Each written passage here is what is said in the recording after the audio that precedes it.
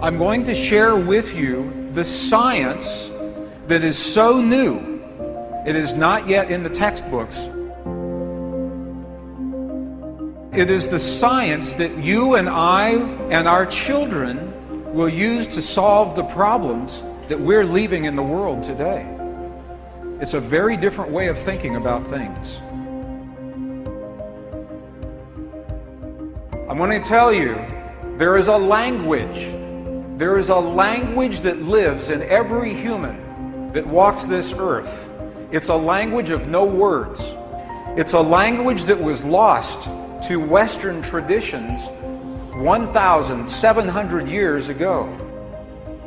We're going to learn how to use this language to speak to the divine matrix. Every one of you is speaking to this field every day. The question is, do you know what you're saying to the field? We ask the question, who are we? What we know is that we're made of quantum energy. For 70 years, scientists have been telling us that we are little particles of quantum energy. And now we believe them. But now scientists say those little quantum particles can do miraculous things, amazing things. But the scientists say those miracles have nothing to do with your life. For example,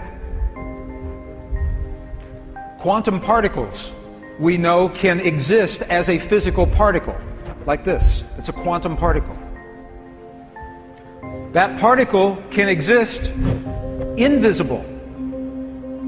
The particle is still there. It has just changed its form.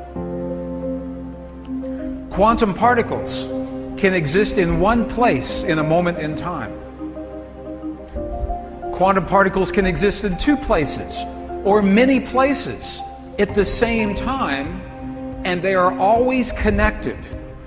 They are always connected with one another. So the particles are always connected.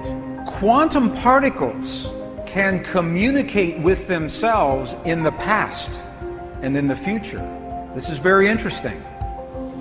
Scientists can take a quantum particle and they know everything there is to know about this particle.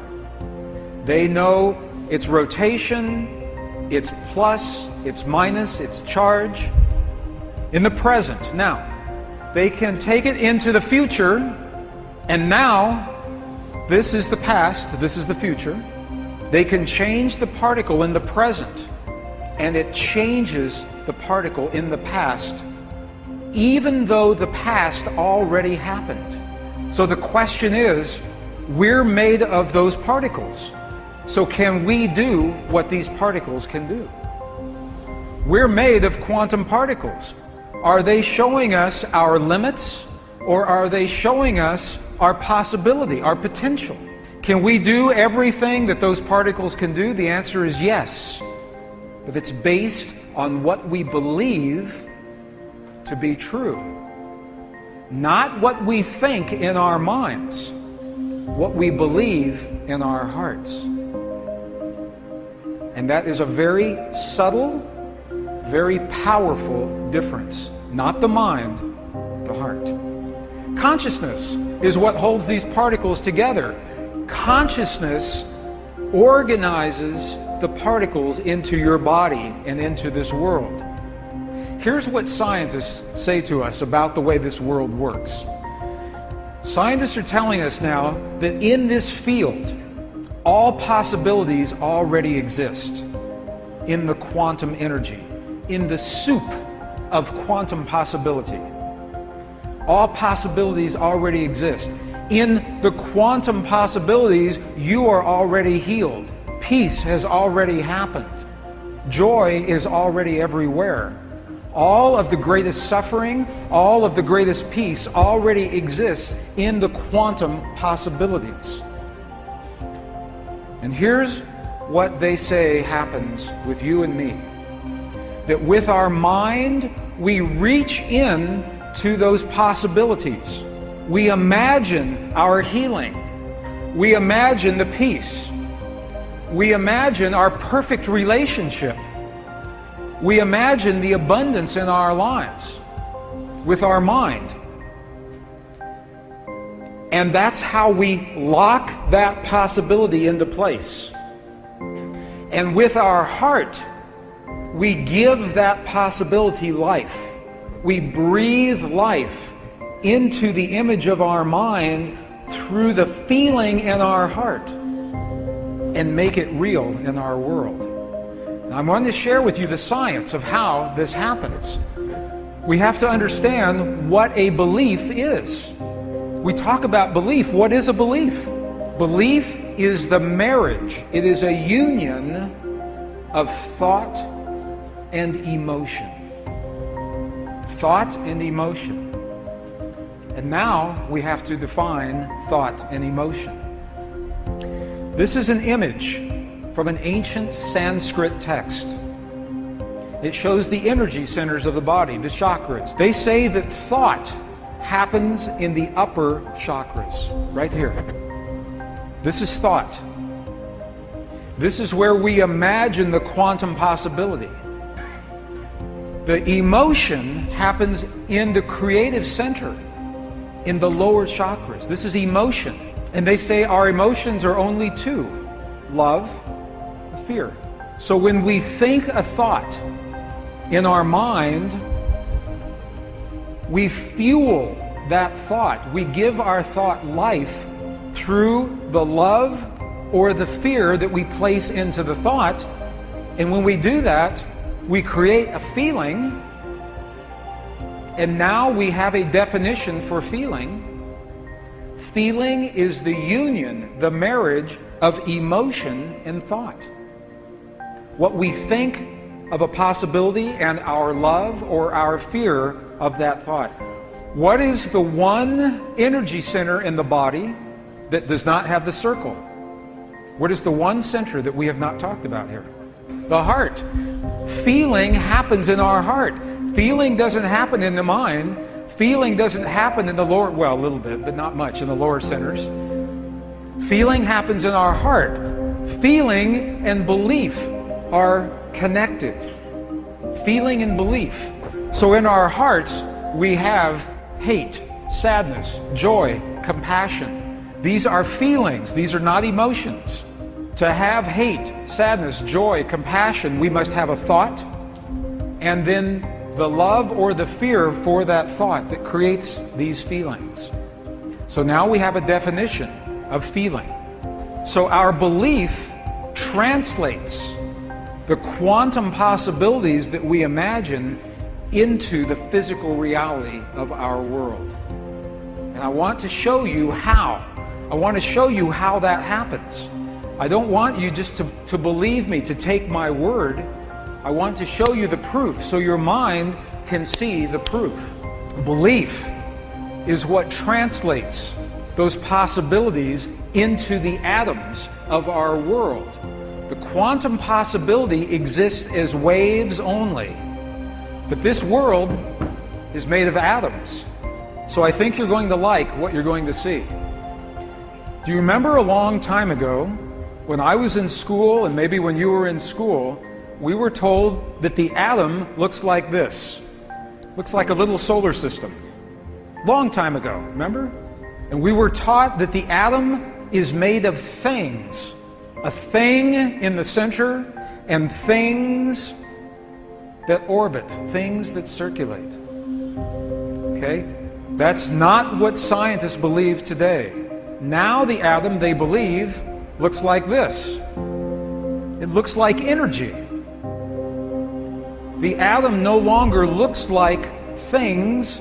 It looks like waves of energy rather than particles of things.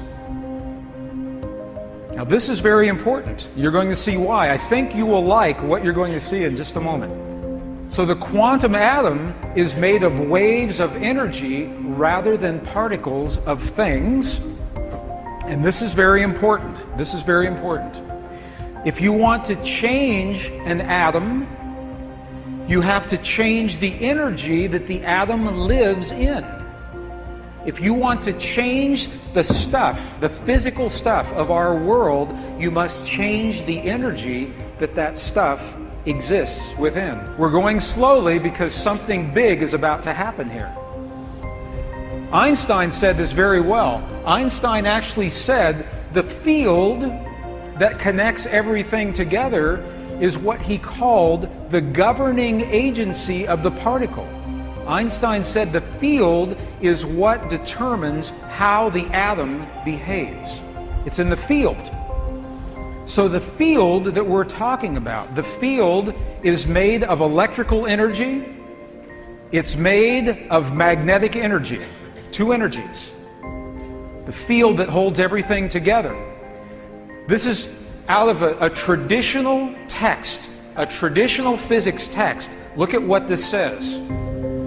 This says if you change the electric field, that you will change the way the atom behaves, and there's actually a name for this. It is called the Stark effect. So if you change the electrical field, the Stark effect, you change the atom, or if you change the magnetic field, it's called the Zeeman effect, you change the atom. So all this is saying is that science knows today, if you change the electrical field or you change the magnetic field, you change the atom. Okay, watch what happens. What organ in your body produces the strongest electrical field in your body? Your heart. And it's where you have the feeling. A feeling is actually creating waves of electrical and magnetic energy in your heart that changes your body and changes your world, but you don't have to know that because you simply had a feeling. And this is what the ancients understood and what they left in their temples, in their texts, in the monasteries, in the language of their time. They understood this. Our heart, look at this. The human heart produces the strongest electrical and magnetic fields in the body. Some people said the brain. The brain does produce these fields, but look, the heart's electrical field is 100 times stronger than the brain. 100 times stronger than the brain. The heart's magnetic field is up to 5,000 times stronger than the brain's magnetic field. Our heart produces the fields that change our world and change our body. Can you see that so far? Beliefs create the electrical waves. Beliefs change those magnetic waves. What you believe about yourself, what you believe about me, what you believe about your world, about your relationship to God, about peace on this earth is creating what is happening on this earth right now. Beliefs change our physical world. Beliefs change matter.